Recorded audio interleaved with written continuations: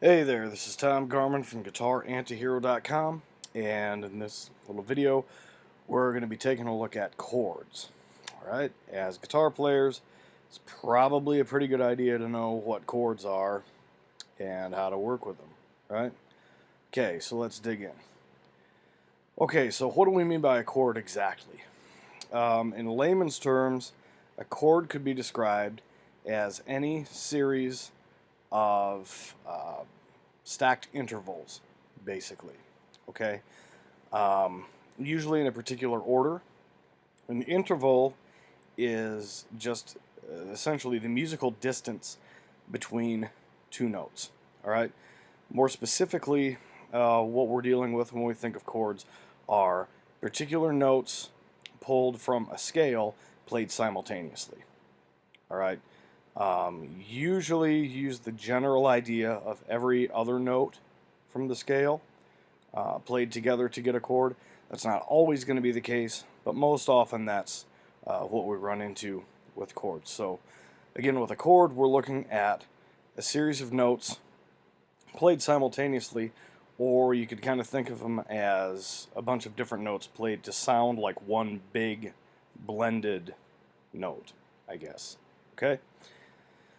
Alright, so what types of chords do we have? Well, we have a few different types. The most common are going to be three-note chords, commonly known as triads.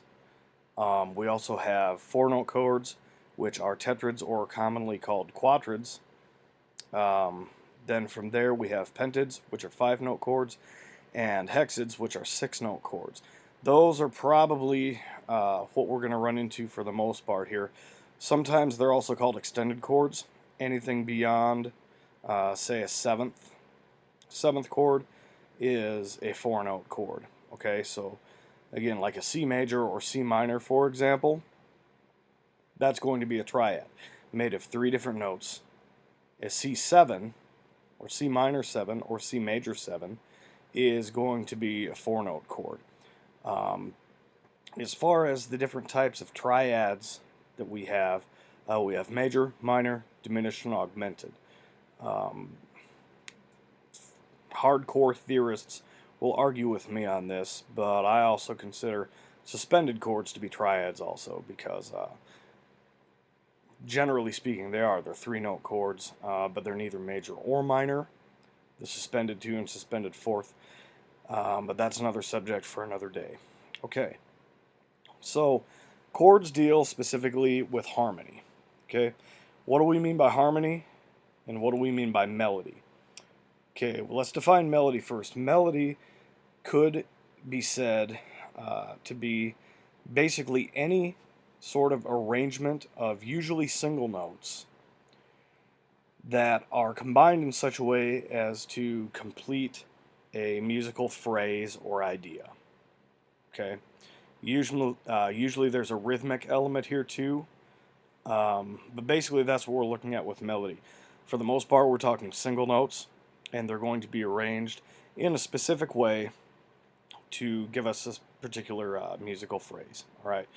Now, harmony, on the other hand, deals with multiple notes or chords. Okay.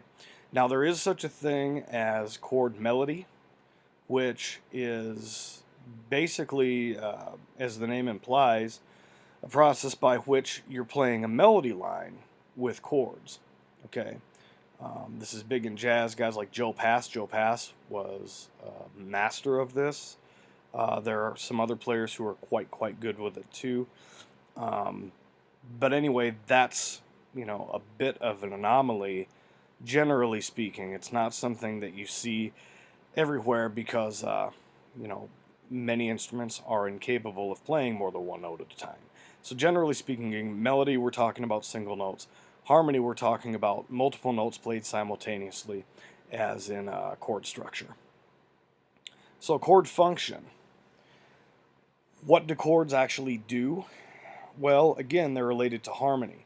And with that said, chords, particularly to a guitar player, are kind of a bread and butter sort of device here. There are really only three things that we can do musically speaking, in terms of what we're able to play. That's chords, scales, and arpeggios. Okay? Chords will often form sort of the foundation for whatever it is that we're doing.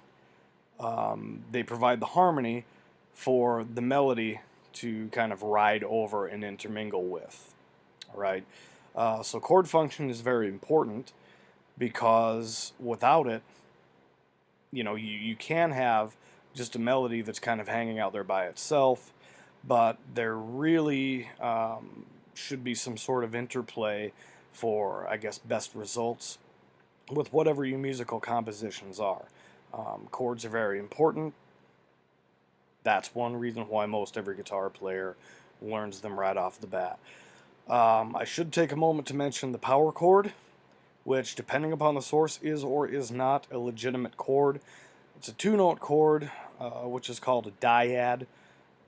Personally, I don't really think of power chords as being chords, technically speaking, because it should have a minimum of 3 different notes. I look at power chords as being intervals, but definitions change too in terms of theory and common usage. So these days, power chords are, more or less considered to also be a certain type of chord. All right, equally important, they're going to form the foundation for a lot of things too, and oftentimes you can get the point across with just a good interval or power chord without having to layer a lot of other notes on top of it. Okay, now the guitar is polyphonic, which means we can play more than one note at a time. Okay, this is very important as it relates to chords specifically, because what it means is that we're actually able to play chords on a guitar. Again, if you look at something like a saxophone, for example, you can't play any chords because it's impossible to play more than one note at a time. So, being that the guitar is a polyphonic instrument, chords are sort of, just bog standard there as far as guitar playing is concerned. The guitar is essentially designed for chordal playing. Okay? That's one nice thing about it. You can do a lot of different stuff at the same time. That can also be a bit overwhelming depending on the situation. Like anything else, it can be good and it could be bad. But the guitar is a polyphonic instrument, which means we're able to produce more than one tone simultaneously, and that's exactly what we're doing with chord playing. So we want to maximize that to the best of our ability, because the guitar can be said to be primarily a rhythm instrument also. Differing opinions on that whole subject. I'm not exactly sure what mine is. It kind of changes from one day to the next. But it is, again, naturally suited for rhythm playing and polyphonic playing. So learn as much as you can about chords, chord theory, and try and move beyond just the sort of basic open position, first, second, third fret stuff that most books will give you and that most lessons will give you. Because really, understanding how chords work, how they're laid out on the fretboard, and their overall relationship to scales and arpeggios, that in and of itself will open up a lot of doors for whatever else it is that you want to do with the instrument, because it'll give you a greater working knowledge of the guitar specifically and music theory in general, which can only serve to really help broaden your horizons and help you create some better compositions. All right? So that's going to wrap it up for our discussion on chords. Make sure to stop by GuitarAntihero.com, pick up your free myth-busting guide, and as always, we'll see you next time.